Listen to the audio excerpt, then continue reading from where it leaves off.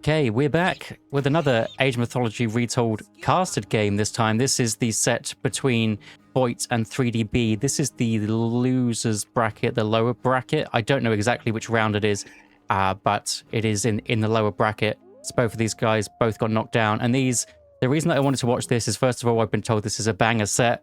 This happened yesterday as of the time that I'm recording it now. And these are two guys that I really like to watch. So 3DB first, so I believe he's Age of Empires 4 player. I think that's where he originally comes from. But he has some crazy strategies that are just completely different to anything that other people would see. Maybe he just goes in and just looks at the game differently to maybe people that played the original. And he comes up with some quite early aggression quite a lot of the time. And he is a fun one to watch. He's playing Odin. The map's Gold Rush, which is all the gold is in the middle. This is a weird Gold Rush spawn where all of them are basically mirrored. I don't believe Gold Rush is always mirrored, or maybe it is, but how it's spawned here is, yeah, a bit uniform for my liking. And obviously this side we have Boit as the Ra in the green. I think everyone should know who Boit is. If you're a fan of Age of Mythology, you're probably a fan of Boit, and he has Tutankhamun, the pharaoh. He's empowering the monument to the villagers. And Ra, I think it makes sense that Egyptians are good on this map. So this map is from Age of Empires 2. I don't know if that's where it originated from, but I've played it on Age of Empires 2. And the meta, from at least what I remember years and years ago, is fast castle, slap a castle right in the middle, GG. If you get your castle up first or in your opponent's face, slap a castle here and you'll be absolutely fine. So if you translate that over to Age of Mythology, then who's the best at slapping castles in your face? It's going to be the Egyptians.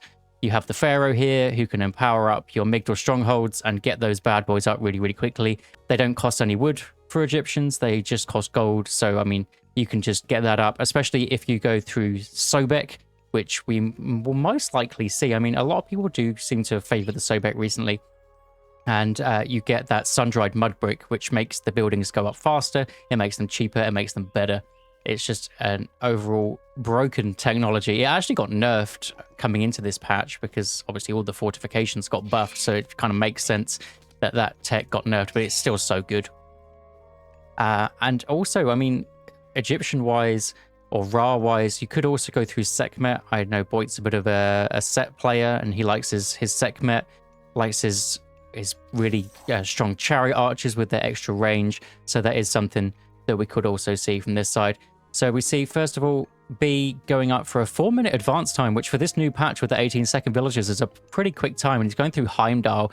So there's potential that he could be putting a stop to any early building that might go up from Boit. Maybe that's what he's looking for. If Boit's going to go for some kind of classical fights, that is kind of the traditional thing that you would go for. Maybe the meta thing, maybe traditional is definitely the wrong word, but maybe the meta thing to go for would be a classical fight into the Odin, because the spearmen are really good against the Raiding cavalry. The axemen are ridiculous against pretty much everything else. And then if the Odin player gets throwing axemen to counter that, then you just build slingers, and the slingers absolutely own the throwing axemen. Fortunately, these guys are getting a bit lost, but they do work themselves out eventually. So we didn't really look at relics. We'll look at relics before they go. So this is cheaper throwing axemen, which is nice. Town centers give more population, so basically role-playing as Isis.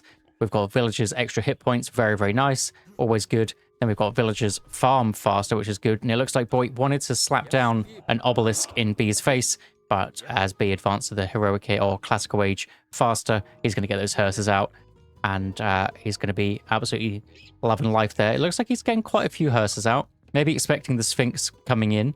But Boit did go for the Wadgets. He is also going for an early barrack. So we are seeing that kind of classical age play. I don't think the Raven spotted that yet, so he couldn't use the Undermine on it to deny it or push it back a little bit further, as we said earlier.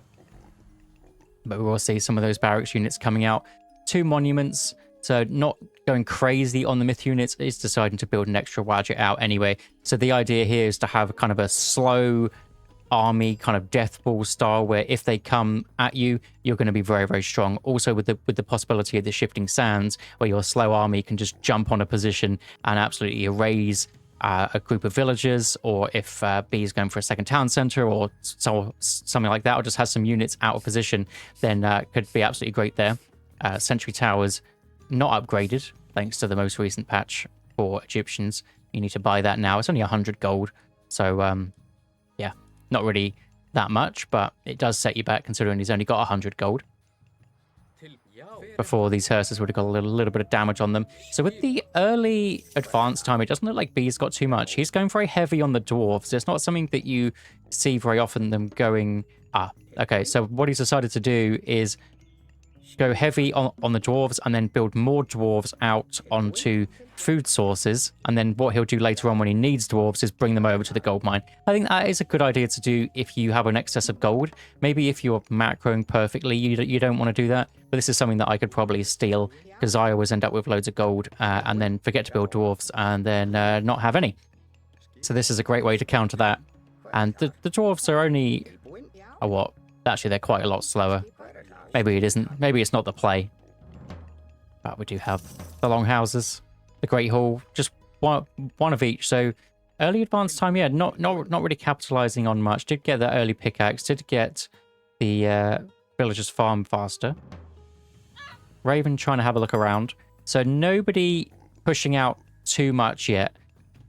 So one of the gimmicks with this map is it looks like you have more gold than you normally do. And you do, but only by 1,500. So you've got a 3,000 gold mine here, 3,000 gold mine here, and a 1,500 gold mine. I thought it was two 1,500 gold mines, but it looks like it isn't. It looks like the axeman from Boit is having a look around here.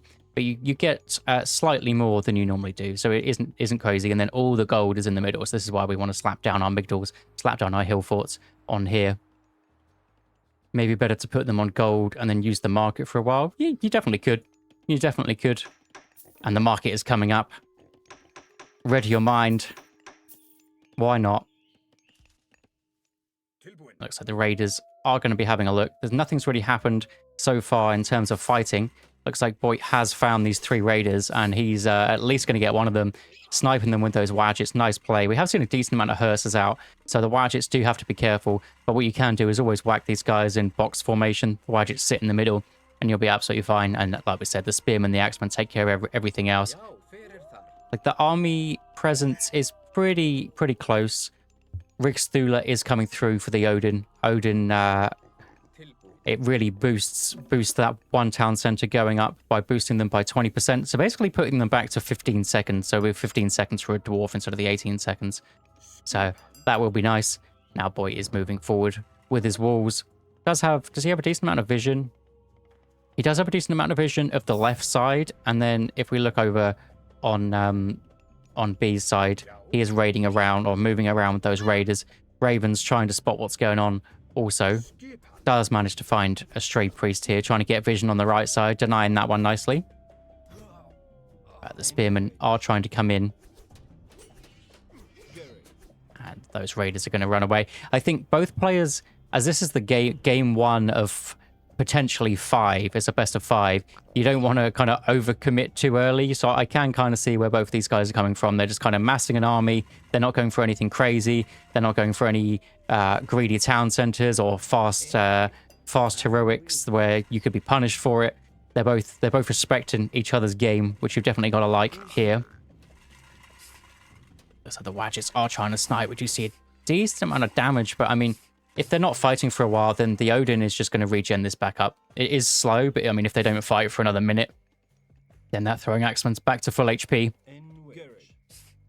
You see medium spearman, normal axeman, and doesn't look like Boit has a barracks yet. I really do rate getting the first male upgrade if you're facing Odin or any of the Norse, just because it can be extremely strong.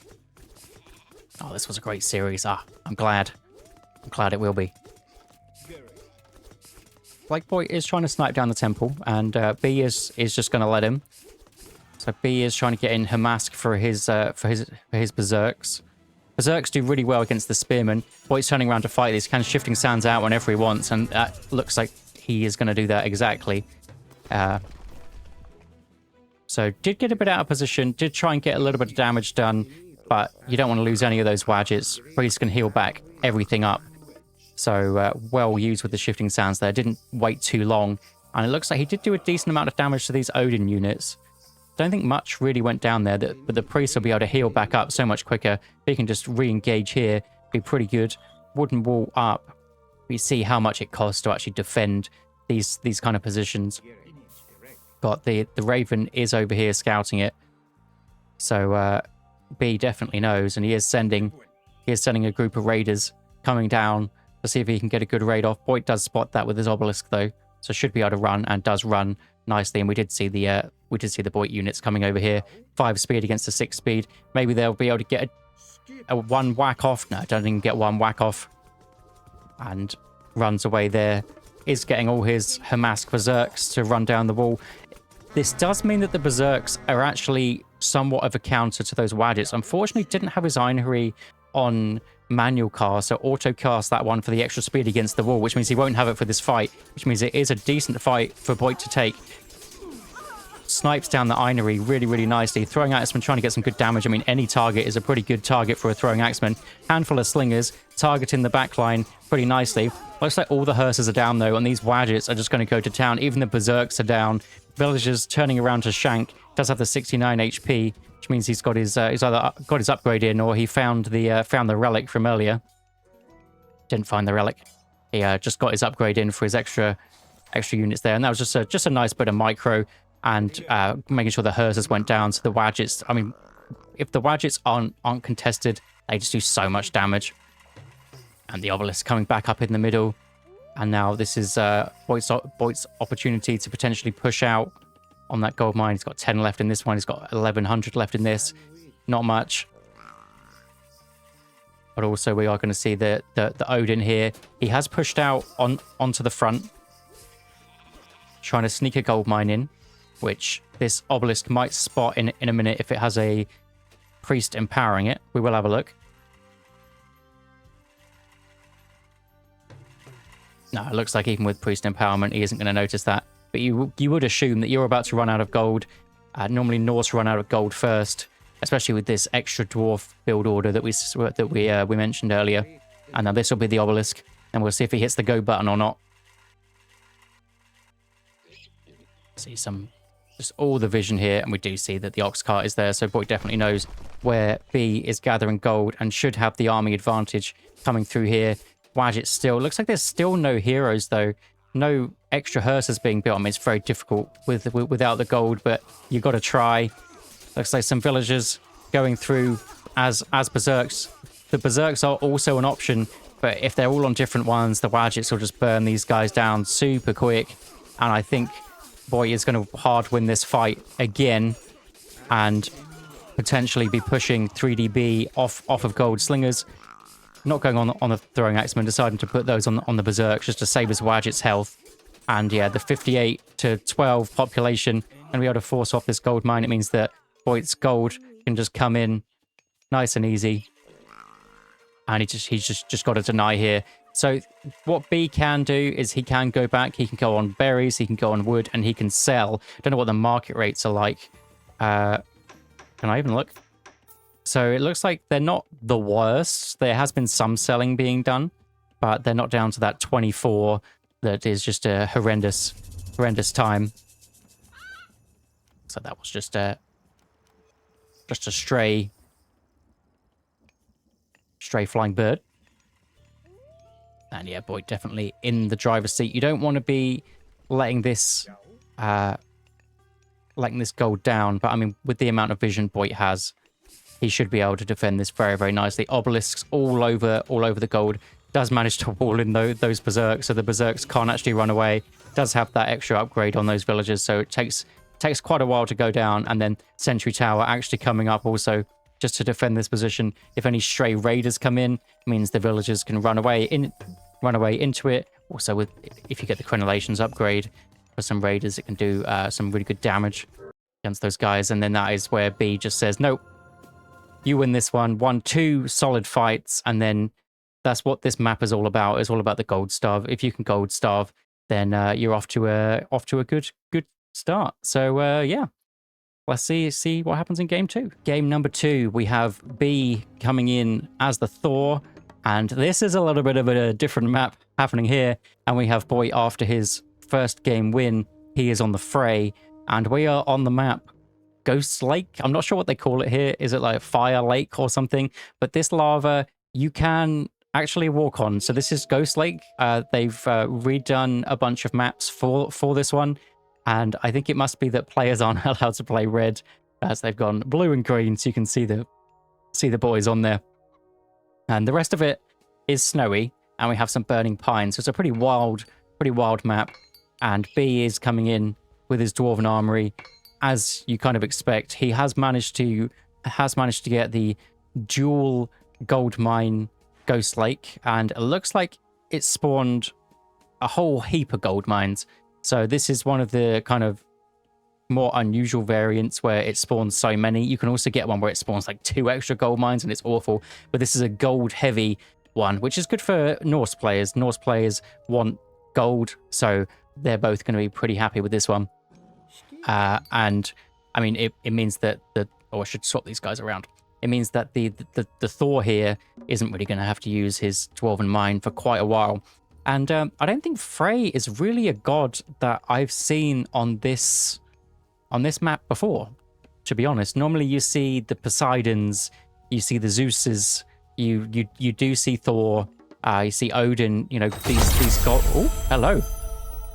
Thank you, my friend. Oh, thank you very much. A male god of war. I remember you from one of my first streams of Retold. I remember the name, so thank you very much. So I'm big into Pokemon as well. But thank you. And yeah, I've never seen the Frey. I don't know if anybody else knows why Frey's got on this map. I mean, if you get one of these spawns, I can see why it could be pretty good. Like you can defend one of these gold mines really well. You can drop your Frosty Hill Fort over here, secure yourself a town center, which then gets you the Caribou. So with this spawn, this is really good for the Frey, right? But if you get the spawn that's 1 gold mine sat in your base, you get 1 here. I don't know, just gold mines in like the middle of nowhere and town centers that don't secure anything. I don't really see it unless you go Freya. Maybe that's the reason. I can see that being an option. I think Freya with Frey is also one that players seem to go in the Norse mirror. But I mean, for me recently, I've only recently started to play Frey properly, and I only really pick him on really defensive maps. And when I pick him on aggressive ones, it does not go well at all. So maybe I just need to learn that more aggressive playstyle. And yeah, Boit knows his little micro things there. If the boar ever moves away from you, just make your gatherer make a couple of extra steps and let the boar attack it, and then it seems to be killed in a much nicer spot than otherwise. Because otherwise it just kind of runs back and forth, and it can be sketchy where it lands because you can't stop the town center from firing. And we do see that Boit is going through Ula, which is kind of the standard for Frey, just because Ula's so good, especially with these fortification changes. And then we see B going for a crazy late advance time. What sort of upgrades has he actually gone for? So he's got his first 3 upgrades fully in. I'm sure he's going to be wanting to get his Hammer of Thunder as soon as he can. It looks like he's been using the town center to kill these boars off, though, which isn't great because it means that you don't get the favor for it. So what you should really do is use the dwarves to shoot them down. But that's just one of these kind of min-maxy things, which means that you can get your Hammer of Thunder out slightly earlier.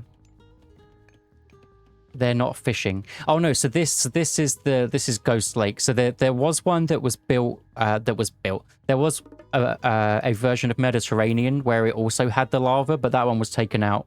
So this is lava Ghost Lake. So you can actually walk on this. I believe Mediterranean was changed back to just normal med because you couldn't really see the ships, which was fair enough. And this one is like walking on hot coals, basically. With the hill fort buffs, Frey is decent on open maps now. Oh, cool. I need to be trying him. I mean, it just makes sense to basically always go Ula then, doesn't it? With Frey, and then we do see the Longhouse opener for Boit, and we do see Forseti, kind of the standard choice for Thor most of the time. I mean, the Valkyrie can get some nice kind of damage in If you wanted to do a forest fire, force them on the back forest, then you could maybe attack this gold mine. There is kind of an angle for that. But I think in the Norse Wars, trolls are so strong.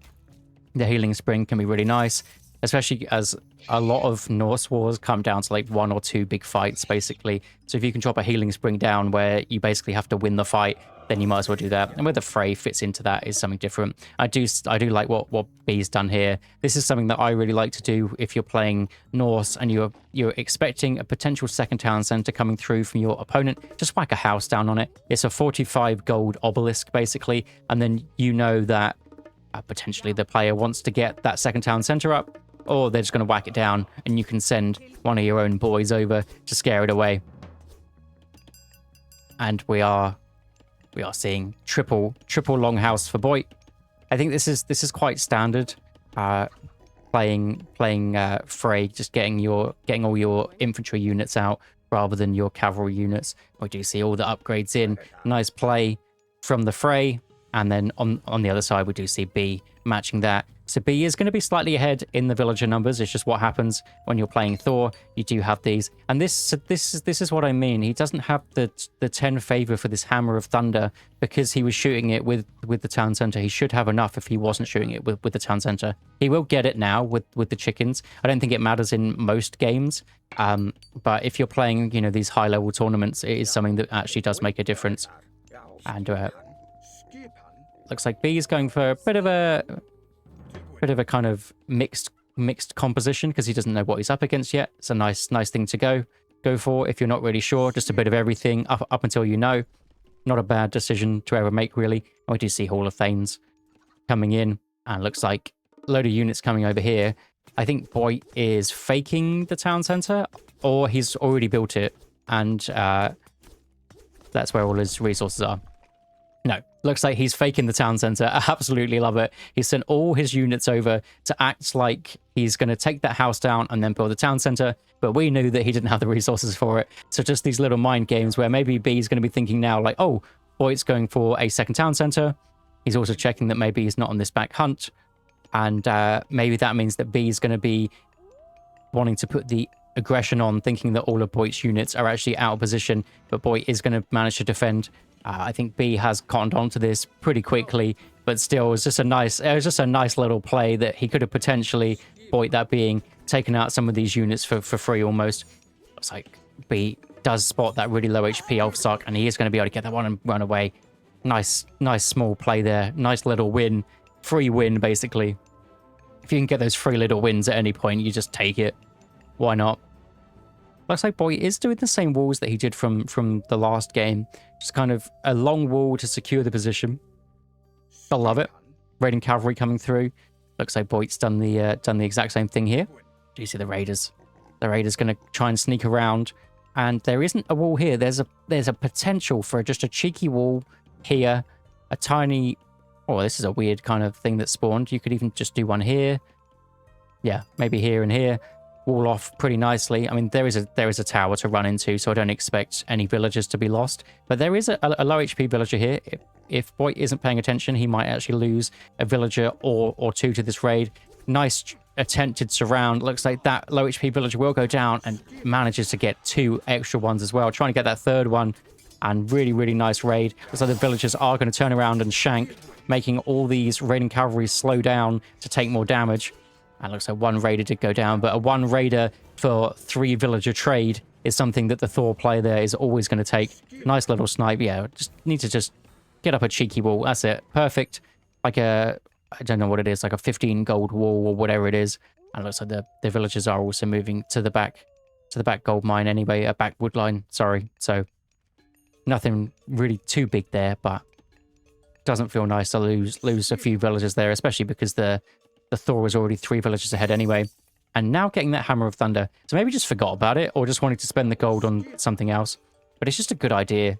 125 gold, and then basically free favor, depending on, whether you've been shooting animals or not. He could be going around killing some of these animals, just as something to do. Just send one raider, shift click everything, and just get a bit of favor in, especially while having the map pressure where Boit's built these slow units that are very strong, but it just means that he can't really pressure the map. Slow throwing axemen, slow herdmen, and if the raiders get onto any of these throwing axemen, then it's not going to be a nice time for him. But he is walling in the map nicely, and the raiders still looking for something to do. They're going to be spotted, or they're going to spot a little cheeky wall here. It's doing a bit of a shift click shenanigan, so I think he knows that there's a wall here. The wall didn't get finished though, so could just go hit that one down, which looks like he is going for that. Villagers on the backside can probably just turn around and shank. He does have the watchtowers, does have crenellations just about to come in, which does extra damage versus the raiders. And we do see the herdmen here. Villagers are just going to turn around and hit. I mean, maybe potentially one could fall. If your micro is on point, you can just run the low HP one away. Didn't even need to. Just knew the damage numbers and knew that he wasn't going to lose a villager there, which is pretty crazy. Looks like there was a fight on the front where 3 raiding cavalry go down also. So military-wise, Boit is doing wonders, but is down on those villagers. Will creep up about 2 extra villagers because B is going to the 3rd age, so that will, I think it's about 8 villager difference or something like that. Do you have the rock giants out now? Neither player using any of their god powers yet. We don't see any hill forts going down. Obviously haven't forced out the Golem Bursty. Not deciding to put the healing spring somewhere would be a nice idea. With these fast units, you can put your healing spring down somewhere, maybe like next to your next gold mine, just to run these guys back, just to get them up to full HP, and then drop your healing spring, run them back, get some nice raiders in. Nice bit of positioning from the herdmen, trying to chase them out, but the raiders, they're onto it. You see the dwarves do manage to make it up to the top side as well. And market coming up here. We do see the classic fray kind of eco here, where it's going to be wood-based, a lot of wood-based units. Not as many wood-based units as you'd see against any other civ, really, because he still does need the herdman. But going for those throwing axemen. And the Asgardian hill fort coming up now with a load of units in the 3rd age. This will go up super quick and will basically go up for free. Raiders are having a little look-see again. See what they can see from their position. And we do see that this is the gold mine they choose to go for. Just a little healing spring. It's not something I would ever think about, but I think about it now. Now I'm not playing. It's actually such a cheeky little wall here because the watchtower does so much damage to these guys with the crenellation. It's actually disgusting how much this does to cavalry. And B does spot that, loses a raider for free that he does not like at all. And there is a little wall down here. There's no watchtower here though. And Frey does get that free repair rate, so that'll be nice for that throwing axeman. Boit secures his town center nicely. This gold mine is basically secured. Does have a back hunt and some wall hit points if he really wants it. 40% wall hit points is pretty nice if he notices that one. And heavy inventory in. We're seeing all of the Frey technologies. Is there more than one armory? Yeah, we do see 2 armories. And that's just a nice play when you're Frey, is to just get more than one armory in, because the techs are cheap, but they just take so long. And we'll move over to B's side. It looks like he's gone very heavy on the throwing axeman, which is exactly what you want against this kind of comp, which is the herdman, the other throwing axeman. I think B's got a nice army here. If he can get a good flaming weapons off, it can be very nice. The only thing is the Tempest against flaming weapons slows all of that attack speed down, and then eventually freezes them if they sit in this place for too long, especially that the Golem Bursty can be dropped over here also. So B does have to kind of be worried about that Tempest Golem Bursty combo, but he does have a pretty nasty army coming up here. Do see a bit of an engagement. Rock Giant goes for a taunt. I think the Rock Giant, that one got a bit lost. But second Rock Giant didn't use a special, and throwing axeman getting some nice snipes off here. Looks like this Rock Giant is trying to join the party. Do see the throwing axeman coming in with the flaming weapons. We did say the healing spring needs to be dropped in a time like this, but the Golem Bursty Tempest combo is a classic combo for Retold, and the Golem Bursty actually going down so quick. Maybe B knows his numbers here and knows that flaming weapon just counters Golem Bursty in the 3rd age, and that healing spring getting some good value. But when these units are frozen, I mean, they can't attack back. So the throwing axemen from Boit's side are just going to do so much damage, and we do see that. And this is when all the throwing axemen will go down. I mean, to be honest, it was a pretty even fight. The only reason that Boit really won that fight was because he had the defender's advantage with his slow units being able to come back here rather than B's slow units coming over with his 4.2 speed. And when Boit manages to clean up these units, although the troll is packing some damage, but when these units run away, we do see the healing spring going up. But yeah, this is kind of how these Norse players like to use their healing spring. I don't know if I would have liked it earlier. I mean, it really did help B within that fight though, because he can't possibly lose it while all his units are around. But he was close to the Asgardian hill fort. Maybe some of his units were taking some damage there. And Tempest is so strong. Even if the Golem Bursty went down, which I was not expecting, but the Tempest, yeah, it's just such a good counter to flaming weapons. See the dwarfs going over to this gold mine. Looks like he's just maxed out that gold mine with his 24 villagers. Looks like B is also maxing out this gold mine, but he has a nice one back here also, whereas Boit does have to move forward to his gold mine. So I think B's map is slightly nicer, but he hasn't got that second town center yet, whereas Boit's had a second town center for a few minutes now, so he's actually caught up on the villager lead that B managed to get from his raids down here, while also getting his armory upgrades in. What kind of armory upgrades did he stop at? So he did get some bronze upgrades also. Do you see the hill fort coming up this side? And I assume that the Frey is going to have that Feast of Renown upgrade, which I think is this one down here. I can never remember. Yes, it is, which is where you get your healing around it, which actually would help during that fight. And the small wood trickle, which doesn't seem like much if you've only got one, but then if you get three hill forts up, I think it's 3 food per second. I think it's 1 food per second per hill fort. Potentially I'm wrong there. 0.5. So he's basically got 1.5 ISIS upgrades there. 50% more than ISIS. Hill fort coming here. We do see the battle boars coming in as B got a load of favor from that last bit. The throwing axemen don't have their upgrade to do extra damage to buildings, which does help the throwing axemen out a lot against these hill forts. But battle boars, they have a decent amount of crush. They'll be absolutely fine. And looks like the army of Boit in the green here was a bit out of position for that one. So free hill fort takedown from B. Also manages to get his healing spring back, but does have to be careful with that, fighting underneath that Asgardian hill fort against Boit's units. But I mean, the 118 pop of B's army is just absolutely huge. He also has better armory upgrades, actually pretty even armory upgrades, just has the extra pierce armor, which doesn't really help during this fight. But Rock Giant Bergreezy taunts, absolutely huge. Nice little wall here for Boit to come back in. Raiders don't really have anything else to fight now, but the throwing axemen are targeting down the green throwing axemen very nicely. And it looks like B's gonna win that fight. Not a hard win, but it's a pretty substantial win. Managing to force a lot of Boit's units back. Now the town center is going to be got down here. Looks like the raiding cavalry didn't notice all these gatherers coming down here. Those 30 dwarves, he could have been able to take down maybe a couple of them. But the forest in the back is going to be finished up as well. Town center is probably going to go down. 3 dwarves did stay there. And you can also micro this town center to do some good damage to things. Looks like they were taking down the trolls. But Boit is just going to sack this position. I mean, he has got what he wanted to from it. He did have extra villagers. As long as he doesn't lose too many, he should be fine. He's still ahead on the villager numbers.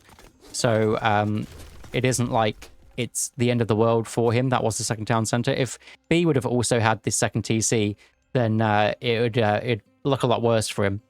But the one town center B is more kind of just spent more resources on his heavy raiders. He's got extra upgrades, got way more myth units in, and the battle boar are scary. Maybe you can even just take down some houses. I think he's just going for the town center. Golem Bursty is used, which would be an insane counter to this. But Bergreezy coming through from Boit. If he can stagger the taunts here, looks like he didn't choose to stagger the taunts, just went full force for it. But he does have the option to garrison micro with those throwing axemen. If he can get some good garrison micro onto those throwing axemen, then the throwing axemen can't actually damage his ones.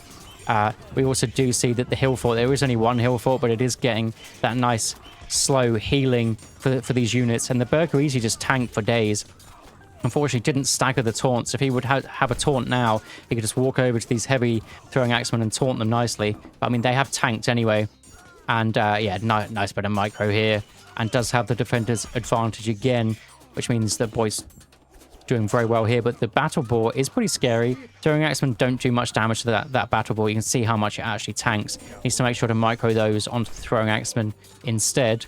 Or do you see just the units waddling over, also just slowly coming back in? This is where your production buildings really matter. And Boit does have 10 longhouses, whereas B has 3 longhouses, 4 great halls, so not quite as many, but he does have a decent amount of military units to start getting them. But we do see how many he has in the queue there, especially if you're attacking. You just need way more military units, or military buildings, sorry. It's just one of those things that Norse kind of struggles with. Like, if you just had 6 longhouses, he'd just get these out so much quicker, and he'd be back up to full population, where now his resources just aren't really working for him. But he will slowly get his things back. I mean, same from Boit's perspective here. He does have the 1 temple. I mean, Burgreasy, they don't take too long to build, but it means you just get his Burgreasy out a little bit quicker. Especially with Frey, with those upgrades, they just take so long to come through. Does have 2 hill forts, only 1 great hall, but not building any great hall units. So not really a problem. Settlement coming in. Next gold mine secured. There is a potential Burgreasy taunt coming through, but the B spots it. Do you see the settlement come through for B on the front to potentially take this gold mine and defend this gold mine somewhat? Not a bad idea. Nice little wall here. Does manage to snipe 1 before it runs away.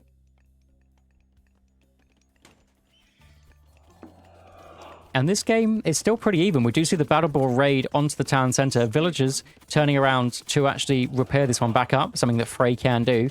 But I think there's just too many battle boars here. Don't know how many heroes Boit has. He's got five heroes to potentially take down some battle boars, but does go down. But doesn't get anything on the back of it. So just a quick build it back up job. Not too bad. The raiding cavalry do manage to sneak through, and it's all throwing axemen here. Not very many herdmen at all. The upgrade is in to make these dwarves a little bit tankier, but you're against heavy units with all these upgrades. It's definitely going to take some casualties, while also trying to get this town center back up. B's pressure is just unstoppable here with these battle boars, needing to get more heroes out. Throwing axemen are going to be very nice to defend though. Burgreasy, even more heroes coming. It looks like B is sent packing just back to his healing spring. Not a problem. So the throwing axemen Huskell are getting caught out a little bit. There is a wall that they can just build a gate through and run away. Fortunately, Hersa does get caught out a little bit. Burgreasy, there's just so much going on that you're just going to misplace some units every now and again. Yeah, unfortunately didn't manage to build that wall up there. And so B is just going to take those down. Boy, sacking these units to maybe get some hill forts up. Maybe that's just, rather than build the wall and the gate, he just wanted to get this hill fort up, just decided to sack those 4 units. I mean, they were probably going to be out of position anyway. Nothing you can really do with them. Just get the population to be rebuilt this side. I mean, one good thing for Boit, even though he is under all this pressure, is he's got all the gold in the world, and he's got another gold mine secured. So gold-wise, he's absolutely fine. Could potentially get up to the Mythic Age. I mean, you could choose either. If he can manage to defend this pressure. The battle boars have been pretty good. I mean, they are scary, especially if you just let them go. If you let them go on their own and just go after one of the TCs, like you could just take down this wall really quickly, go after this town center, or just walk through, and it's very, very scary. But I think B is just attacking with all his units. That's also an option. Take down this hill fort and potentially do a bit of a gold starve. I mean, the gold mine is gone. He obviously doesn't know how much gold Boit has in the bank. And then we do see Vidar coming through, throwing axemen, running down to the top.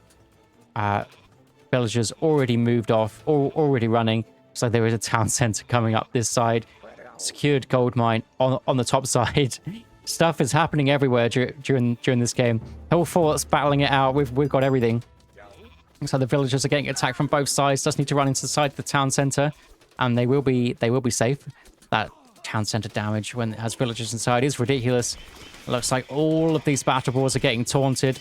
Goaty galore. How many goaties we got here? We got four goaties against those battle boars. Should be able to at least scare them away. And the raiders coming in. Draugr to also scare these boys away. We've got it all happening. Got it all happening here. Vidar is on the way. We also see Balder coming in for B. So we see potential fire giants. I mean, Ragnarok It's all coming here, and the raid coming again.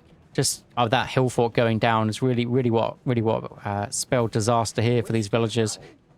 But there is a hill fort coming up this side, and there's a gold mine here also. So these units can come over to gather the gold mine, be absolutely fine. So just,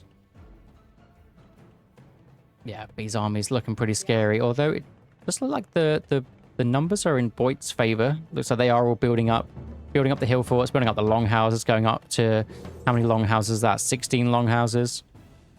This is how you play, but this is how you play, by the way. Rather than 6. Yeah, 6 just isn't too good. And the Burger Easy coming down, chomping on that Great Hall. A pretty ridiculous noise, actually. But they are chomping down. Raiders trying to get in again. Just the raiding has been absolutely relentless, and we see the Frey Mythic Age means techs are coming through. Hill forts, looks like Boit is just pushing rather than he's just sacking these, going, yeah, don't really need that gold mine. I've got this one, which is technically your gold mine, but I'm stealing it anyway. And he's just building hill forts, and pushing, building hill forts and pushing. And then if there's a big army that ever comes to him, just goes, all right, I'm going to Inferno, be absolutely fine. But we'll see that there is a fire giant. There is a Ragnarok come through also, which spells a bit of danger for these Burger Easy. They're no longer as useful. Maybe if you can use them against the battle boars instead. But the throwing axemen are a pretty decent counter to these Heroes of Ragnarok, if they are still infantry units, which they absolutely are. Means that the Fafnir won't get as much damage if the heroes can get onto him, but he is managing to find the raiders instead. But the hill fort damage, the throwing axemen against throwing axemen battle, the Burger Easy coming in to taunt the right units, and if he can just take down these Ragnaroks. I mean, I just don't see the Ragnaroks pushing unless they're also pushing the base. All of this just isn't enough. There's just five in here against all these towers. It just isn't enough. You just get a little bit of throwing axemen micro and just constantly have some throwing axemen to deal with it. Boit doesn't have much population though, so that is in B's favor. He only has 141 population. Also, B is managing to build out more villagers and can actually get more units. We do see Inferno coming through, so for potentially big damage. Looks like that was a bit of a whiff. Unfortunately, you have to make it go the entire line. Maybe if he would have used it back a little bit, but probably wanted to get damage with that line attack. But unfortunate there. Still does have 56 military population. Can potentially do something with that. Looks like all of B's units are going to be taking down this fortified town center. Does have some things in the bank. Advanced fortifications coming through. So what does that do? Does that just boosts your hill forts, doesn't it? Just boost your hill forts. Yes, I think so. Just need to spam up the hill forts. Absolutely spam them up. Units here going down. And the Ragnarok is going pretty well so far. The Ragnarok is doing its job. He's also managing to repop. Only has, I don't know how many town centers. Literally just has the 2 town centers though. So can't repop as quickly as he'd like. But hill fort coming up on the back. Hill fort here. Asgardian hill fort coming up somewhere. Asgardian hill fort back at home also. So if this hill fort can go up, if we can get another hill fort up, just slow all of these units down. Unfortunately, it's on the fire giant. Actually, it does a decent amount of damage. Fortunately, it's on the fire giant. These fire giants just do so much damage. If he can take it down with a building, why not? Only managed to get it down to 90 HP. Hill fort here, hill fort there, and all these hill forts are actually getting him food also, which is pretty disgusting, really. And just managing to just gather all this wood. I assume market rates are horrendous. Market rates he can actually sell and be absolutely fine. We do see B using his dwarven mine also. A big fat 6,000 gold dwarven mine. You don't see those too often, especially in these Norse mirrors. Lots of throwing axemen are coming back to build this town center. And B is trying to get his population up. He just doesn't have that many eco units. He was trying to build units to kind of continue his push. I don't know whether it was worth just not building units until you get a decent amount of villagers. Don't know what the best play with Ragnarok really is these days anyway. I mean, maybe just build up to at least 3 town centers, maybe a village center before you go up. Maybe that's the play. But he was kind of forced into it. But yeah, the hill fort's doing too much damage. The fire giants though, fire giant special is disgusting. We see out on Boit's side how many heroes. Just have the 4 heroes to try and take these down. Just absolutely disgusting fire giant damage. Do you see the big raid coming up on this side that I just completely missed? Probably happening in the top corner. Everything turning around and fighting. Looks like Boit is manually targeting down these fire giants with the hill force, knowing how much damage they actually do, which is pretty good. Oof. That does take it down, and that is the end of the aggression. It's 18 villagers for B, 14 military population, and now Boit is in the driver's seat. Looks like B is just still trying to put on as much pressure as he really can. He's just so far behind in the villager numbers now because he only really had 2 town centers. Do see the portable? Oh, do see a bit of a stuttering, but we do see the portable ram coming in to take that fortified town center down. Berserk doing its thing, trying to get back to repair or at least take down that portable ram, but throwing axeman can micro back onto it. Boy's paying attention very nicely, and the portable rams do a lot of damage, but fire giants will not manage to take it down. I think the portable ram will get this town center first. It's going to be so close. Oh, 25 HP repairing from the 1 champion Berserk. Actually managed to keep that town center up. Throwing axeman trying to do the damage, but they just don't do damage anymore. Oh, it's happening all over. And this is what used to happen with Ragnarok, is the Ragnarok finishes and you think the game's over, but fire giants are just disgusting. They are ridiculous units. So the answer to that for the Norse is going to be get your guys out. Apparently this hearse is called Gear the Goatee, which is quite funny because he's the only one that's not a goatee. He's role-playing as a goatee. He wants his settlement up. 4 town centers. Just needs to fully populate. Make sure he gets some gold mines. And Boit should be able to come back from this game. But I mean, you just can't count. You can't count the fire giants out. Hiding really well. Just trying to get them for later. Looks like portable ram raids coming in. Just not seeing. There's just not many villagers here to actually take these guys out. But there is a fire giant. It's just so much happening. Yeah, looks like game has died down slightly. 2 gold mines up here, the dwarven mine and this one probably going to be finished soon, but B does have a decent amount in the bank, can probably save up 100 favor for a dwarven mine if he wants to, but that means that he isn't going to get as many fire giants out, and he definitely wants those. So if he's not using that, that means he's going to have to be getting a trade out, which costs an absolute fortune, and he just doesn't have... If he had all these villagers farming, he could build it out, no problem. But it's going to be very tough.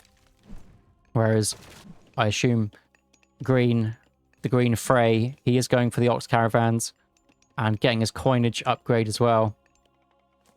Forcing the villagers off of that gold mine. I mean, I only had 200, well, about 1,000 left between them.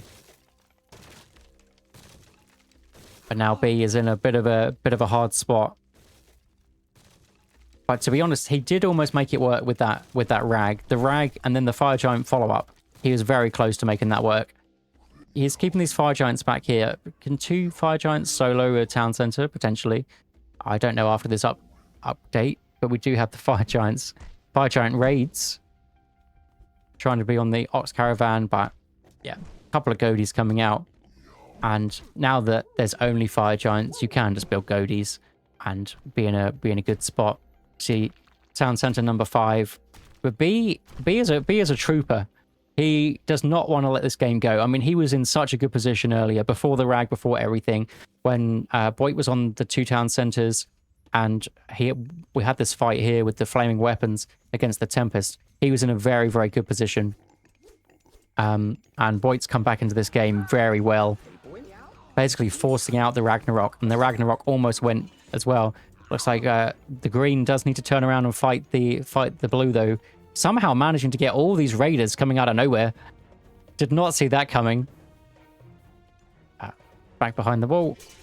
Fortified town center can just change some into berserks. Absolutely. Turn around and fight. Be absolutely fine. And deciding to just come down and just take care of all these units. Making sure that B cannot get any gold. I mean, he's fought for this gold pretty well. Managing to get it. I mean, it's all in. And then the raiding cavalry are going to try and run away, but then that's your dwarves. Your dwarves out there. Is it all throwing axemen? I thought I saw some herdmen. No, one herdman. But I mean, all those throwing axemen against the raiding cavalry, they're still going to do well. They're just going to move back and be absolutely fine. Especially as that Burgereezy's coming in. It's going to taunt all these boys. And yeah, that's going to be the end of that one. That was a crazy game. Absolutely crazy game. It went back and forth the entire time, as we were just saying, as it was kind of winding down. But well played by Boit for hanging into it, hanging on for the first bit. And then that rag was that was so good. Such a good rag. Good effort by B. And that is Boit 2-0 up. So we will put that one on. And let's get into game 3. Okay, game number 3. We're on, I think it said Scorched Marsh. This is another one of these maps that's kind of changing textures. This one looks pretty nice. I'm a big fan. I'm a big fan of this one. So we've got some burning trees. We've got a little bit of red. And it's not as grassy as it normally is. But yeah, that game 2 was pretty crazy. And now we're seeing B down 2 games. So Boit 2-0 up. And B is playing as Shenong, which is probably one of the best gods on this patch. I'm thinking about making another top 5 gods video that I made back in February, and I think Shenong deserves to be on that list somewhere. Very, very strong with the Yatzes, with the free myth units, just whatever myth units you want to go. If you just want to say, I don't want any Kwafu except my starting one, plus that one extra one, then you'll be absolutely fine. If you want to go and say, actually, I want to go full Kwafus, no myth units, and then play that eco game, then you can also do that. I think Shenong, very, very strong.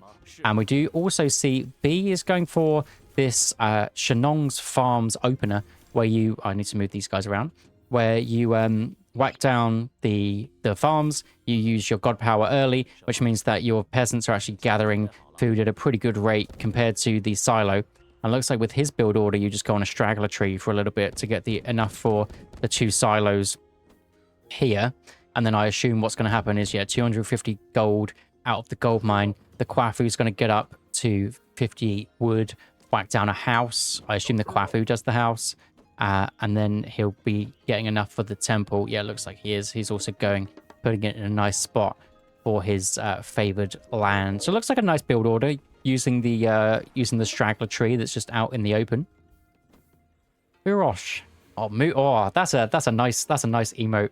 If that was a moose, I'll tell you what, that would be nice. I do have an idea for emotes, so I just don't have the time to put into them. I have an idea for one, but yeah. So I think this is a pretty nice build order. I've seen similar build orders with this. I think it was Kavoth that did a build order which used some pushing deers underneath the town center. So instead of needing to build this silo, you can push them back in, and it means that you don't need the straggler tree. But I mean, you kind of almost want to build the silo to get the extra favor for the favored land. But I also know that when you go,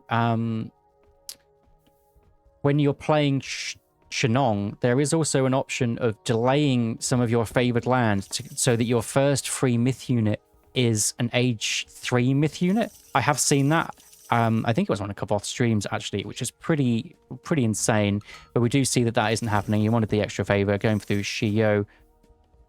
I make you a moose like this. I mean, if you fancy it, you're more than welcome to. I would love it if you fancy it.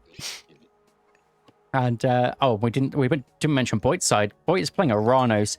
I think Aranos has had a lot of memes about whether he's OP or whether he's like really weak.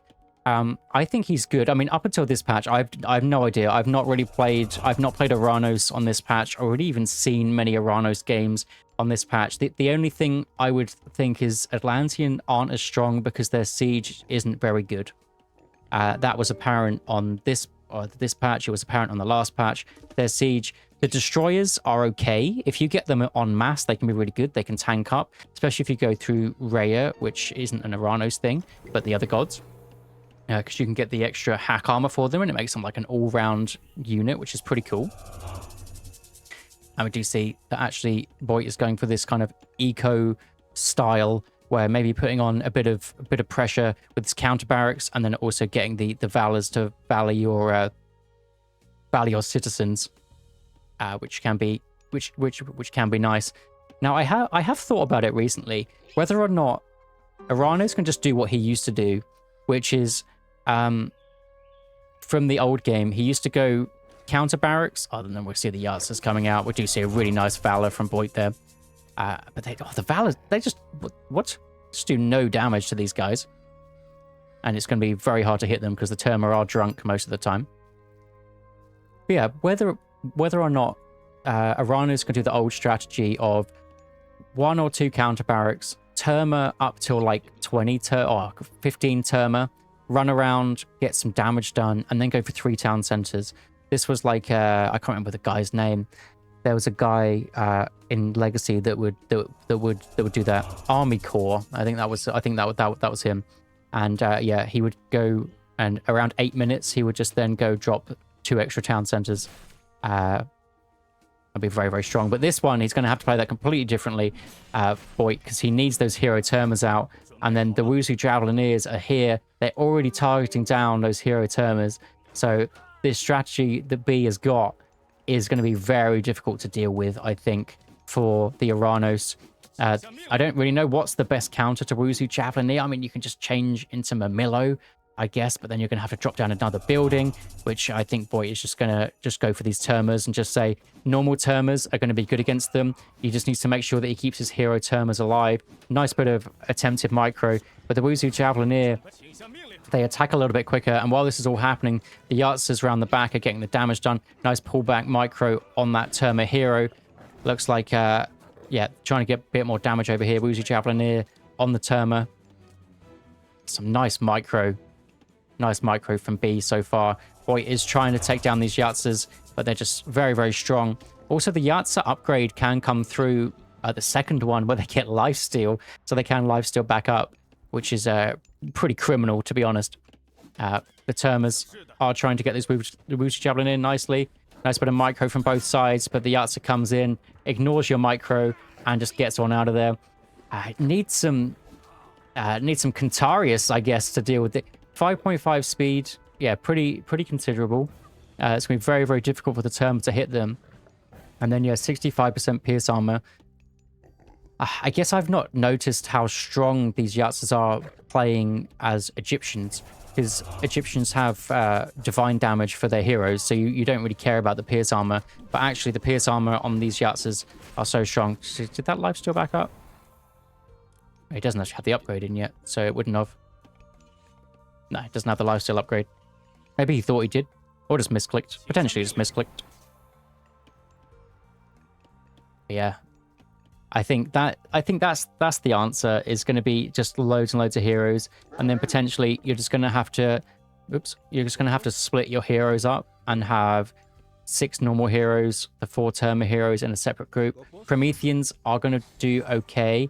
I mean, the Yatsas can probably just come in and snipe the Prometheans, though, before the Prometheans can even say anything, really.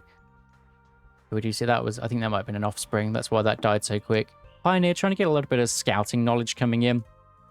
These guys are so scary. This is what we said earlier about that. This is one of the options where you don't build any Quafus. He's got his 2 starting Quafus, and that is it. Just decided, like, he's building myth units and be absolutely fine. It does mean that your eco isn't as good as it could be, but I mean, you're not too far behind, really, because yeah, they're not as good, but they're cheaper. So you're not spending as much resources on them. And the myth units that you get are just so strong. I think any myth unit with a double upgrade is just so hard to deal with. We've had the problem with the Sphinx since the inception of Retold, where the Sphinx with their double upgrade is just so hard to balance. They've been excuse me, they've been nerfed, they've been buffed, they've been everything. Mainly nerfed. I think they're in a good spot now, though. I think Yatsas are having the same kind of thing here. So what does this upgrade do? 15% HP, okay. 50% lifesteal is crazy. And 80% lifesteal if you kill something. Wait. If you kill something, you get 80% lifesteal for 10 seconds. That's like a MOBA ability. That's crazy. So Boit is roaming nicely. Has managed to get his citizen over to the Sky Passage. Terrible camera work. Has managed to get his citizen over to the Sky Passage. Over to this gold mine.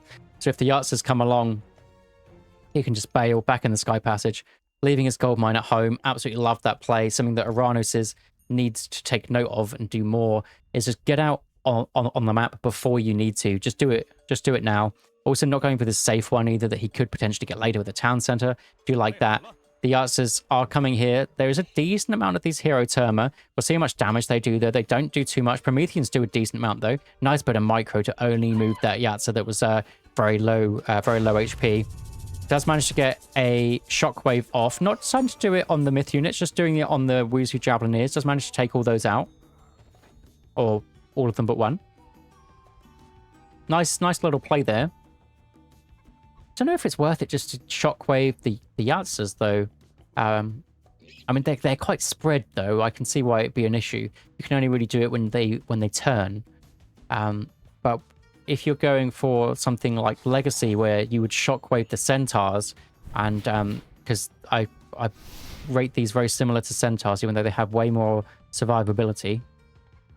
Wuzu Javelineer damage. Prometheans tanking very nicely. Terma trying to get some good damage on. Yahtze micro is on point. Looks like B's micro is on point this series. Also managing to take down all of these heroes. We can go to his perspective. He's shift clicking on all those heroes, making sure that his Yahtzees are going to be able to survive very nicely. But the Wuzu Javelineers are going down. Looks like... No, they're not. Looks like not enough of them are actually going down. We did also see some Dow Swordsmen coming in, which is absolutely great choice there to tank up the Terma. The Terma don't do much damage to anything that's not an archer, or in the sense that if it's a hero, it does damage to the myth units. But the Dow Swordsmen with their 149 HP are going to tank for days. And we do see that Boit feels like he's too far behind, and all his heroes went down, and he can't deal with the Yahtzees there. Did 4 of them snipe a full HP citizen? Is that a thing? Or was that guy low HP? Because if 4 snipe a citizen, that's pretty messed up. But nevertheless, well played by B with the really nice micro to get onto those hero termers. The Dow Swordsman also tanking very well, and yeah, bringing it back to 2-1. Game number 4, Arena. We have another one of these map changes. We got Frosty Arena, I think. Ice Arena. We've got Ice Arena. To be fair, the walls look pretty sick. The nice icy walls. We do see the map with all the pines around it, and we see a China mirror. So we've just seen Shenong, which I was saying is a very, very strong god in the last game, and we're seeing Fuji versus Noir. So 3DB on the Fuji after his last Chinese victory, going up against Boit, the Noir.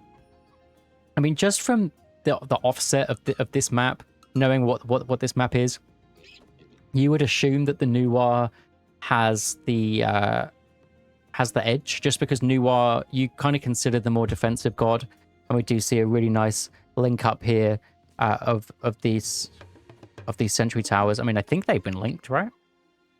Yeah. So these have been linked. He's also managed to link all of these sentry towers here. Has B done the same? So it looks like B hasn't done that.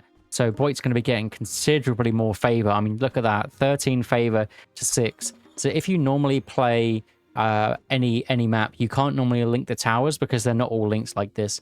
But the spawns of Arena can really. So you just want to place your house. So if you could place your house here, then place your silo kind of close to it. It's just something that maybe you just need to know beforehand that you can actually do that, or think that maybe that's an option.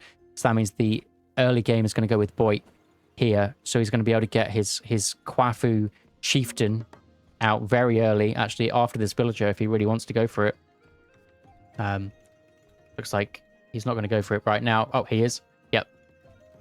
Going for it right now. Even he was probably surprised about how quick he got that favor, and thinking, nah, don't normally have the opportunity for a chieftain. right now. Whereas, yeah, from B's side, he's not going to have it for a solid while. Has managed to link up to this Sentry Tower now. And it looks like Shio is the choice for the Fuji again.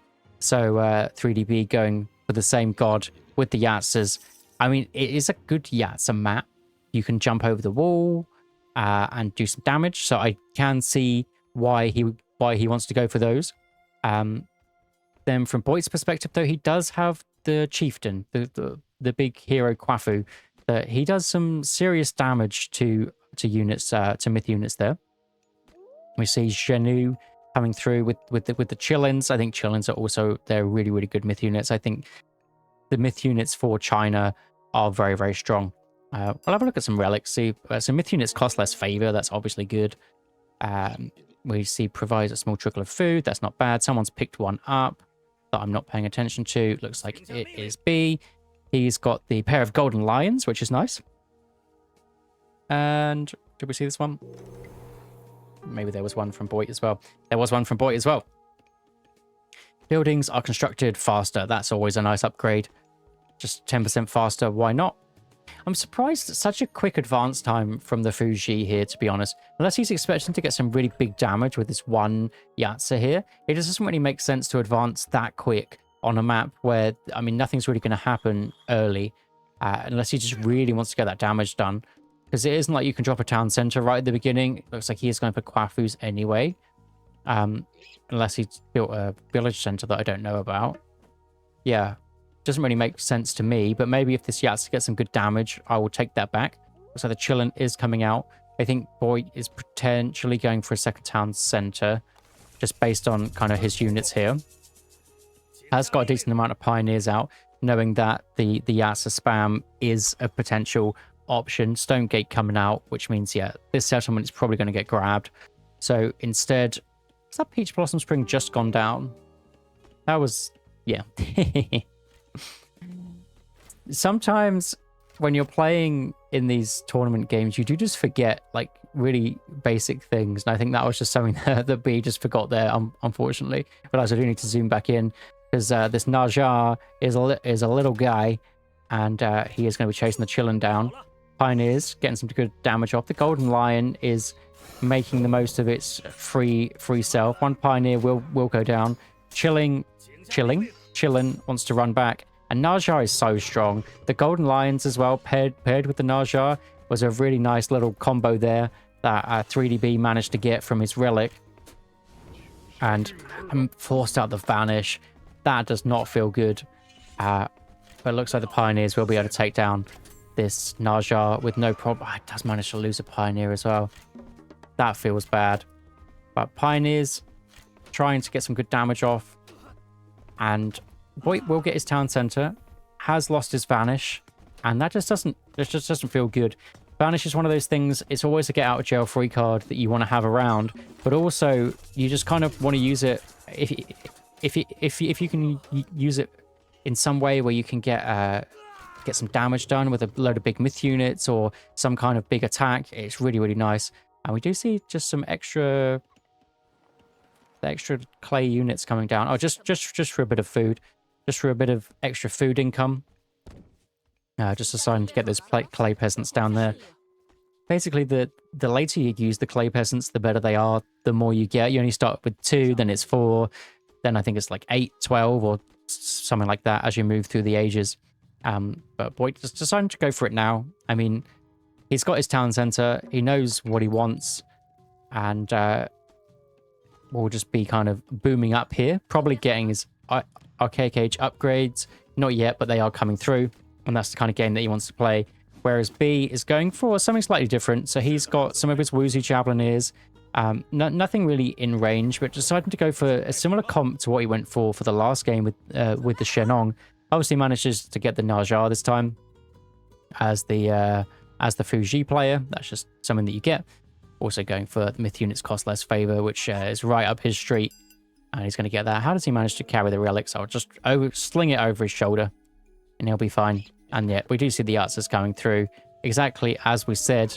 and managing to find a peasant. Is there any upgrades on this? Does have that Son of Loon upgrade.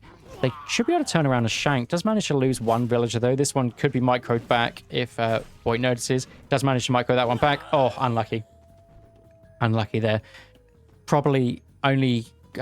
could have got away with losing one villager there, but nice play from B to manage to get that one down before he loses. Don't know whether it's worth sacking the Yatza to get the 2 villagers. I mean, probably.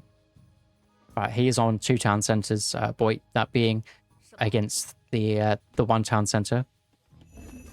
So Peach Blossom Spring in. So how many Quafus did he actually decide to go for? So he's just got the 2 Quafus here. And that's it. So still not deciding to go for any extra ones. I thought I saw him building one. He just obviously decided against it. And then just deciding to go go straight for these stone walls. And Boit's response is to go through Gomang. Yeah, makes sense. Gomang is one of the best defensive gods in the whole game. And if you on a defensive patch, Gomang just makes sense. Watchtower's coming in. We're also getting an extra watchtower on this, right? Looks like B is choosing the spots where the watchtowers aren't, so that's very nice. Right, it looks like it's only this side that the watchtowers don't reach. If Boit wanted to, he could build an extra watchtower. Doesn't feel nice to do it right now because he wants to save his wood and gold to get a bow layup, potentially later. Wants to probably get a bow layup. Probably stick it somewhere close to one of these gold mines. I think this one's probably the best gold mine for him to get that's the closest, obviously in the middle of the map. Not ideal. But that's probably one that he does want to go for. Also getting his archaic cage. Other upgrades. Yats is still coming. Getting the military camp. Does do something that I really like with China. It does kind of go against their idea of not building too many or trying to expand to get more favor. And it looks like B is going straight for this town center, trying to hit a timing on Boit, knowing that he's going for the 3rd age. And looks like Boit is just going to let that one happen. Deciding to build his Baolei back at home. Saying that he's got enough gold in here to muster up an army to then push out. And he's just letting it happen. Fortunately, still building the peasant out. But we'll take out a few of these Dao swordsmen with it. But my point about this is that it is really nice to get your training yard upgrade because the military camps work overtime. They pump out units so quick. But it means that you're not getting as much favor as if you had like 2 military camps, basically. But it works so quick. Like the training yards are crazy. There's such good value, especially if you're going through this lightning weapons fella. Because you get some cheaper training yards, which is nice. Looks like Boit has also done the same thing. He's also got his training yard for his machine workshop. And trying to get some fire archers out. Not sure why the fire archers are the choice against Dao swordsmen. But there's so many Wuzu Japanese here. And we did see from that last game that 3DB's micro has been on point. Do have the Taowu though. Taowu, exceptionally strong myth unit. Especially at kind of defending these positions. White Horse Cavalry coming in to deal with the Javelineer though. Absolutely love that play. The Javelineers are so quick. 4.8 speed. Does manage to get out of there. Back to a 1 town center game with Boit just having 9 more villagers, but obviously spending all that money on the settlement there, or the resources, not the money. Yazzie coming in, unfortunately missteps there, but again the really high pierce damage or high pierce armor coming in clutch against these pioneers. Do you see just the Baolei with the forest protection is so strong. I don't even know whether it's worth just saving up 100 to use this bad boy again later on. Looks like Hoof of the Wind has been pre-queued. So that is your extra hack or less hack vulnerability and extra cavalry speed, which was very, very nice for these White Horse boys. The only thing about the White Horse boys is that Boit is stuck in his base and these are gold heavy. Like these are probably one of the most expensive gold costing units that there is. 85 gold is pretty extortionate. When we just go to something like a normal unit for these sides, so the Dao Swordsman is 55 gold, and that I would consider that kind of expensive too. I see the Wuzu Javelineers with 10 gold, ridiculously cheap. I mean, it isn't a problem building these guys if you have got an extra gold mine secured. It's just kind of scary when you've only got the gold mine back home. But I think what Boit is hoping for here is he's hoping to build just such a large army that he can overwhelm this next fight. But there is a lightning weapons potentially coming through. Maybe saving up the banish to counter that lightning weapons that might come through, because lightning weapons, 20 seconds of stunning the enemy units, which is just disgusting. The Yahtze's trying to come through, does manage to snare one of the White Horse Cavalry. One might go down, which is a lot of gold to be spending. Tawu, bit of bulldozing out the way, but not too much, just a little bit. Looks like the Quafus are coming out again. Potentially Baolei. I wouldn't assume settlement. I'd assume Baolei coming down like here. Is that where you... Might need to build another gate. Bit of ring around the rosy. Bit of bait on the left-hand side. Slap it back in the middle. The middle is the better spot for this Baolei. But we see... Because B's managed to put on all of this pressure, he's absolutely fine. He's chilling outside of his base, not a problem. Whereas Boit is under all that pressure because he went for that second town center earlier on. Do you see this Zhang Jia guy, which will be good against these Yazis? The Vanish does come through. I think some of the units got confused, and for some reason they attacked after the Vanish, which does not feel nice. But the Quafus did manage to actually secure that Baolei up, and then they are invisible. But all these White Horse Cavalry just going down so quickly to those Halberdiers with their extra upgrade, which is an insane upgrade, by the way. Shiyu is a killer minor god right now. But the Baolei is up.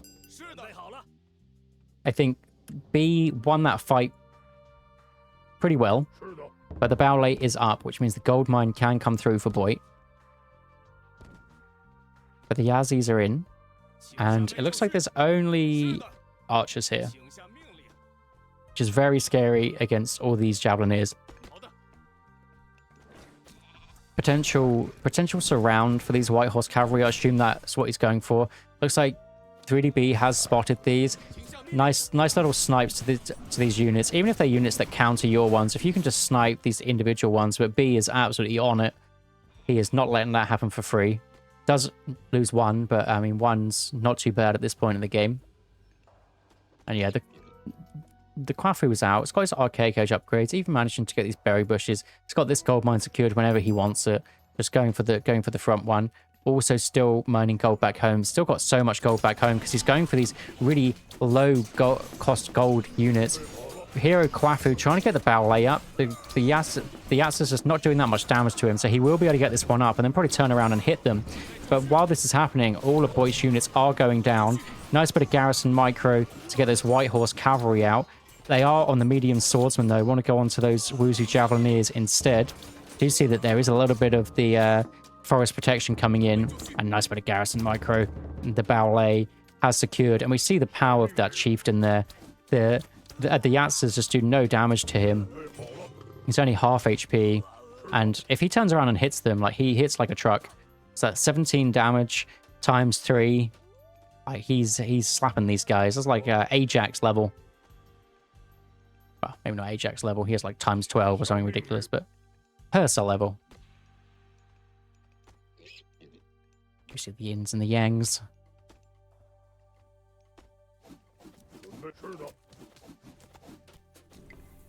So Boit does have double Baolei, but hasn't fully secured this gold mine. Needs more units there. Watchtower coming in for B. The old AoE 2 strat. Tower in the opponent's face. Quafu does do 2.5 times damage to this watchtower. Oh, nice raid back here. Completely missed it. But it looks like 4 or 5 citizens went down. Peasants, even. Looks like there is a counter raid coming for these Yahtze's, though. And the Yahtze's are going to deal so much damage. They half HP a Quafu with their abilities with 4 of them. So 4 of them probably do take down a citizen. Quafu getting attacked from the walls. That is not what you want to see if you're a fan of China. Do get a counter raid coming off here. But the medium halberdiers do scare those horses back away. Do you see the Yahtze's? I mean, Boit does need to sneak a gold mine somewhere because he definitely can't get this one now until that thing is down. See how much damage those halberdiers do. You would expect the horses to win this fight with the sheer amount that there are. Trying to bait them back into his army. Is Boit paying attention? Looks like he's not too much. And that's all the halberdiers need. They needed those 3 seconds. And so many went down. And this is the extra snare of this upgrade is absolutely ridiculous. It just basically all units, all melee units snare your opponent's units, which means they slow them down if they're hit. What that upgrade does is it slows them down more, and it's insane. And I think that was a lot of Boit's army right there. They were such expensive units that could have dealt with this really, really nicely. Yats is coming through, even just taking down the silo. And a lot of Boit's eco units, even though he's had more throughout this game, only a little bit more now, but he's had more throughout this game, but they're just not working. Just struggling to actually get them to work. Looks like these units are split, though. I think they're looking for more cavalry. So the watchtower should be able to go down. Fire archers, obviously doing decent damage. Four heroes out to deal with the Yatzers. Halberdiers, I mean, 15% pierce armor, so these Baulets will do some serious damage to them. I see the Yatzers here. I think Hero Chieftain needs to be called to action. Looks like he's running away. I mean, you don't want to lose that guy. And yeah, B getting some serious damage done. Bit of attempted micro, but I mean, there's just so much gold not being gathered here. It's so tough. The pressure from B has been on point this game. Looks like B is also just going up to this gold mine, and we can go to whichever gold mine he wants because he's got full map pressure basically. So the Bowlay is trying to come up here, but the scouting for B has been on point. Basically spots it as soon as he gets up. He's scouting this side. He's scouting this side. He knows what's up. And even though the Yatza will go down, he knows where the Bowlay is. He knows where the gold mining operation is, and he's just got the superior army. He's got over double military pop, but he hasn't got anything that takes down buildings very well. Dow swordsmen do, at least in the last patch, did decent against buildings. They don't. Oops, that's the wrong guy. They don't have crush though, but they do have decent hack armor against buildings. Hack damage against buildings even.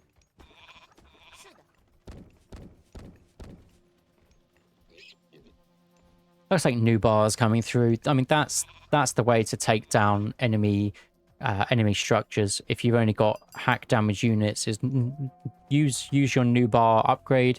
Use your drought. Big circle here over the Bowlay, and you'll be absolutely fine there. Bowlay will go down. Yeah, a bit of life steal. Got 6 HP back there, and he only hit him once. Not bad, pretty good.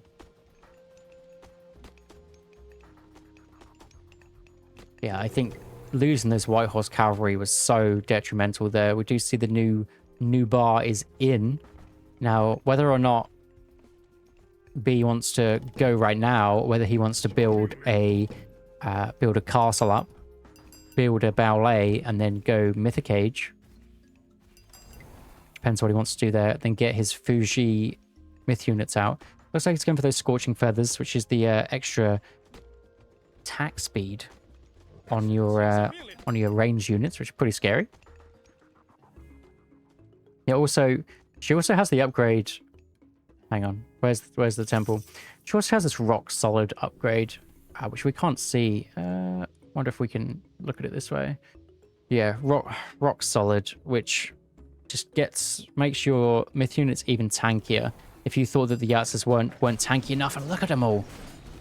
Just so many of the guys. Still building more out as well. That is one thing that I did want to check. How many Quafus are there now? 2. So a 2 TC now, but one TC China with no extra Quafus except the 2 that you get in the Archaic Age is pretty wild. But he has 12 Yatzers in. I mean, what can Boit build against this? He's obviously got to build Pioneers. I don't think Noir has access to the good hero for the late game either, does she? Oh, she does. She does.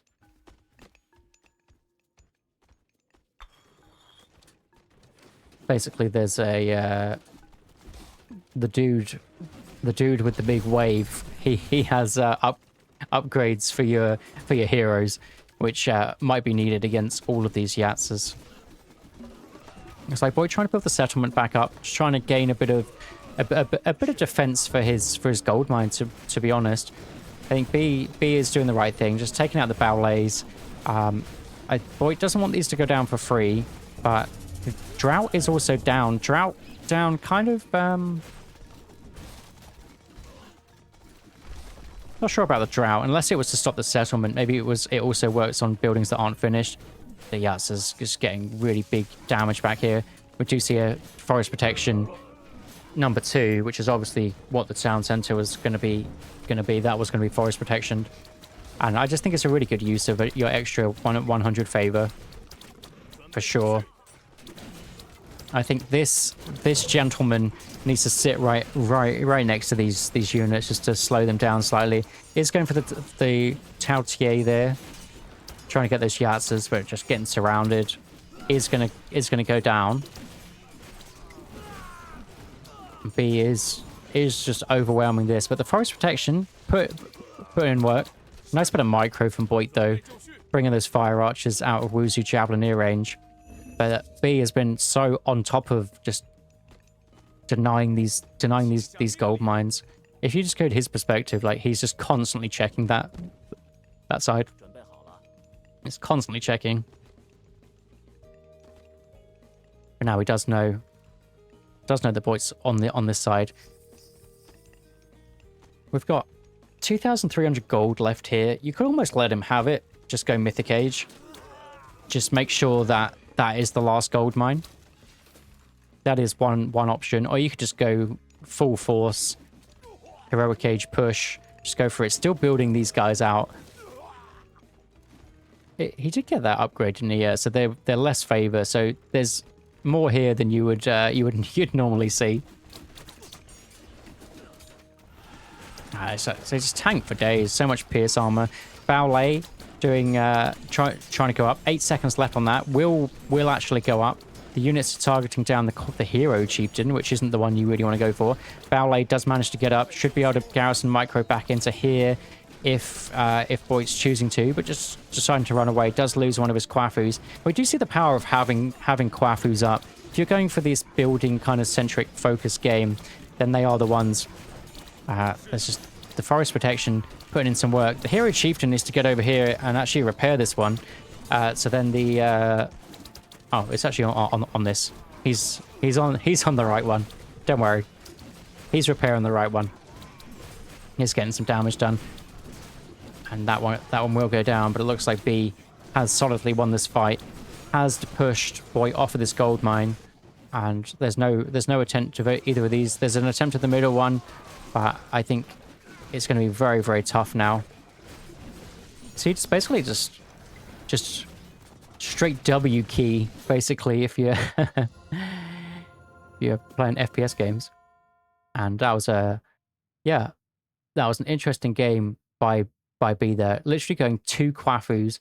He actually never used his Peach Blossom Spring either. So he used this one a little bit late also. I think he used it about 5 minutes in. So he would have had about 3k resources that he could have just used at any point. But resources weren't really anything that he was worried about, even though he had no Quafus. Just went pure Yatza, basically. And being all over the map, managing to use the drought in the right place. And well played, bringing it back to 2-2. Okay, here we go. Game number 5. Oh, these guys have treated us to a bit of a series here, and we're on a Greek mirror to round this one out. It is a best of 5, 2-2. We're on the map Giza. It is B, which has played, I think, so the 2 games that he won, he played very similar in them, really showing off how strong those Chinese myth units are, or the Shio myth units anyway. Also, how good that halberdier upgrade is against the cavalry. You just have to not be paying attention to those cavalry for like 2 or 3 seconds and they're all gone. is pretty crazy. But this time it's going in, obviously all the China's gone. He used to, Boit had Noir, so he's going in for the Poseidon in this game. Another god that likes the early aggression, likes going in with centaurs. Similarly to how the Shio goes. And then on this side we have Boit in the red. So he won the first 2 games, and then he was susceptible to a bit of a Chinese myth unit situation. And he's going in with the Zeus. And the map is Giza. So no funky icy Giza or flaming Giza or anything, just a normal Giza map. And we're seeing pretty standard builds here. It looks like Boit is going for the kind of newer version of the Greek build order. I think this is a Pegasus Rush build order. If you trust Twitch chat in other chats, it comes from Pegasus Rush, and I assume there's a hand axe that comes through at some point.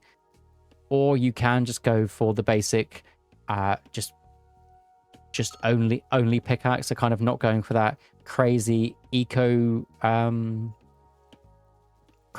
play and just getting a little bit of extra gold in. Basically, that was quite a faraway storehouse, but I don't think she has to walk that far. Yeah, just one extra step. So Catoscopus having a little look around, and maybe we'll have a look at see if any of the relics will make a difference, because this is a Greek mirror, so things are pretty close here. So we have Arrow of Heracles, which is increased ranged attack damage by 5%. We have this one, villager movement speed, which is always nice. We have drop-offs are cheaper and build faster. I don't really like that one. And then cavalry speed 5%. This is the relic. Okay, if you're anybody, you want this. And the guys are on the wrong side, so apologies for that. But you want cavalry is better. You want to take it away from the Poseidon, you want to use it yourself, or you just, yeah. But it looks like B is going for something quite different. He's gone for really fast advance times in every single one of these games, or at least the last 3, where I was paying attention to that. With the Chinese, he went for a really fast advance time, even on the map where he really didn't need to. And he's going for the same with the Poseidon, going for the 15 population with the Theseus, who's 13 out of 15 pop. Don't know if he's spotted. He literally just missed out on this relic here. That is unfortunate. He would definitely want that one if he's going in for cavalry, but he is going through Ares. So Ares is a little bit of a different play. Getting the Cyclops out. Cyclops extremely strong. We're not going for that Centaur angle, which would be quite similar to the Yatsas that he went for earlier. We're still going for those stables. It's quite a big, wide open map. The hunt is kind of spread around. There are rhinos on each of the town centers, but it is an option to go for those raids. And we do see wooden wall, just a cheeky one wall right at the back. And we see Athena, kind of standard practice for the Zeus here. And we do see just the pickaxe, so not deciding to go full eco with the hand axe. Just wants a little bit more. And I assume Boit has spotted this one. Wants to definitely take this one away, and he has spotted that Dwarven Horseshoes. And the Theseus picks up his Demeter's throne there, which isn't very exciting, but you do get that extra favor trickle, so it is just worth picking up relics now, even if they're not very good. Obviously, you want to go for the ones that are good, but yeah, we do see the military academy coming in. So just from the starting buildings, it feels like Boit's going to be on the defensive, with the hoplites trying to defend his area, and then the Poseidon is going to be aggressive with his Hippias. So that means it's kind of on the Poseidon player to make something happen. We do see Heracles coming in, and straight away B runs away with his Hippias. Does manage to snipe down that Catoscopus. I say one thing about this series is B's micro has been on point in a lot of this series, and he's just showing it there. Just knew that there was only one more whack that it really needed, and even if he's going to take a bash from the Heracles club, it's not a big deal. He will be able to heal that back up with this really good upgrade. Just fat fingered my button there. This really good Lord of Horses upgrade, managing to get the extra heal rate there.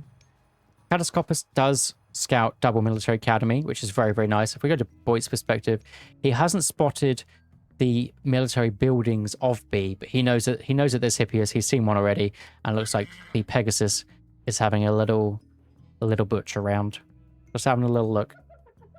And then Heracles this side, just scouting the second town center, not literally just goes straight back, just making sure, nope, you're not going for some funny 2 town center angle.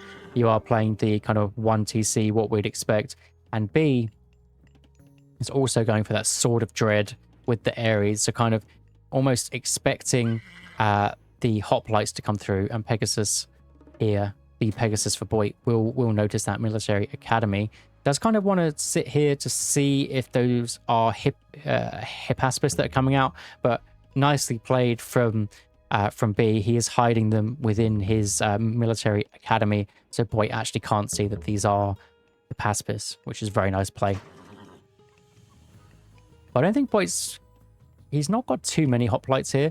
Looks like it is full-on mind games here, going for the archery range now after seeing this military academy, expecting the Hippaspis, and the Hippias. Why do they have such similar names?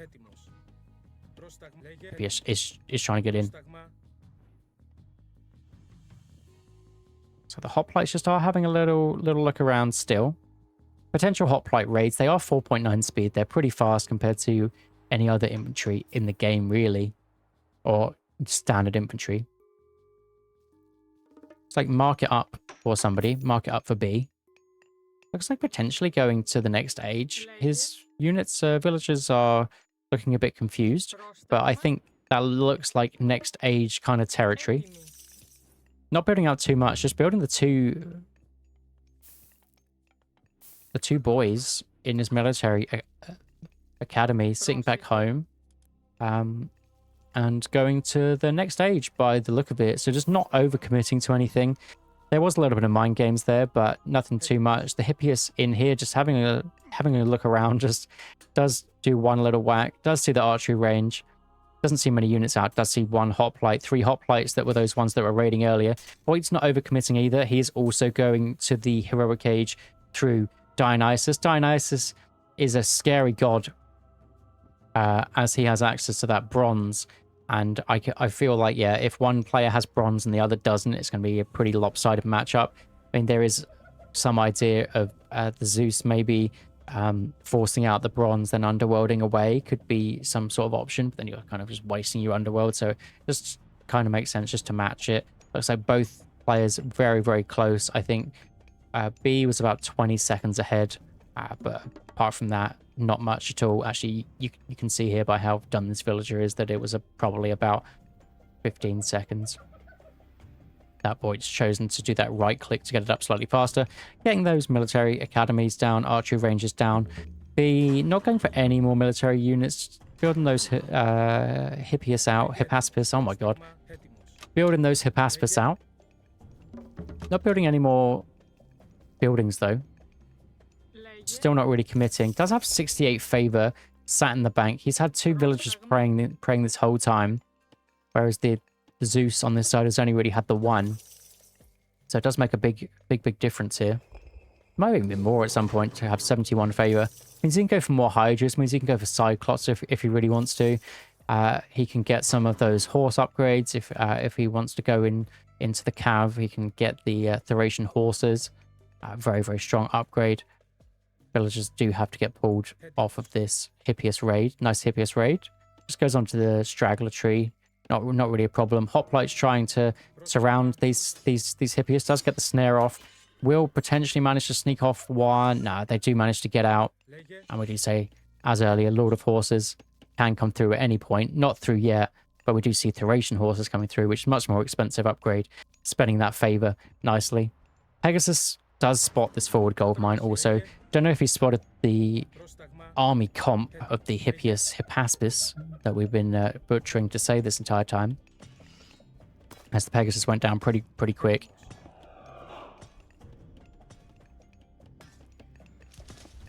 So this is time to mass up an army and hit a big bronze push. So ballistics is coming through for the Zeus. And on this side, yeah, Thracian horses. And we see Pestilence come through. And we also see a really nice use or use case of the Pestilence God Power, which means, so we're watching from B's perspective now, and he sees all of this, which is really, really nice for the next 45 seconds, which I think is something that's just underrated about Pestilence. He can see exactly what's being built, or trying to be built from the archery ranges here, and exactly what he's going to be facing, which gives B more time to get more upgrades in, gives him more time to get more units out, and he's going to also push forward to build a granary right in the middle to get those zebras.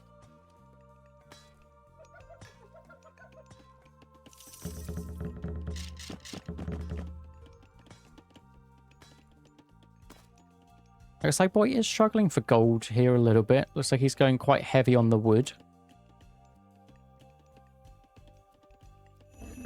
Potentially wants some wood upgrades. Maybe he wants this Bacchanalia. Also be an idea to get Olympic parentage. I think it's such a good upgrade for those heroes. It just makes them so tanky. I mean, they're tanky anyway, but you get that. And also, if they go down, they just rebuild so quick. Definitely a Zeus upgrade that is probably undervalued, to be honest. It's very, very good. Units up here, villagers did manage to pull off these gazelles. So B doesn't get any value there, but I mean, the villagers could have turned around and shanked those at any point. Lord of Horses finally coming through.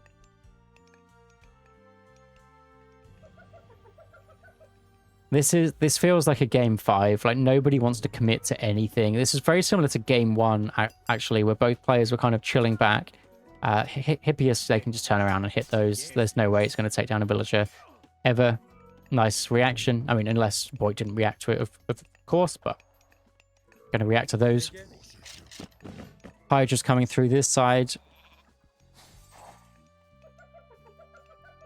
Let's get the Hippias, Paspis.